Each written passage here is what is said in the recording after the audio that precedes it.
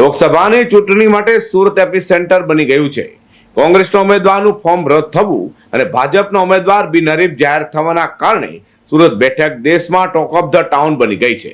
બીજી તરફ સુરતમાં પાટીદાર વિસ્તારમાં કોંગ્રેસના ઉમેદવાર સામે રોષનો માહોલ પણ જોવા મળી રહ્યો છે। સુરત લોકસભાની ચૂંટણીમાં કોંગ્રેસના ઉમેદવાર નિલેશ કુંભાણીનું ફોર્મ રદ થયા બાદ મેદાનમાં બાકી રહેલા ઉમેદવારોએ પણ ઉમેદવારી પાછી ખેંચી લેતા ભાજપના મુકેશ દલાલ બિનહરીફ જાહેર થયા છે। આ ઘટના બાદ કોંગ્રેસની આબરૂનું સતત ધોવાણ થઈ રહ્યું છે। હજી સુધી કોંગ્રેસના મોટા નેતાઓ કુંભાણી સામે બોલવા તૈયાર નથી, તો બીજી તરફ કાર્યકરોમાં પણ ભારે રોષ જોવા મળી રહ્યો છે। 2 દિવસ પહેલા કોંગ્રેસના કેટલાક કાર્યકરોએ નિલેશ કુંભાણી ગદ્દાર છે તેવા બેનર સાથે કુંભાણીના ઘર પર વિરોધ કર્યો હતો।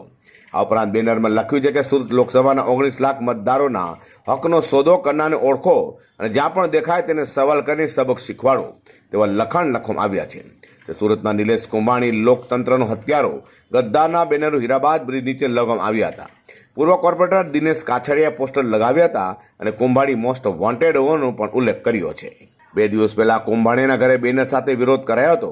આજે વરાછા વિસ્તારમાં કોંગ્રેસના ઉમેદવાર કુંભાણી વોન્ટેડના બેનરો જોવા મળી રહ્યા છે। અઝર કુર્સી સાથે પ્રકાશવાળા।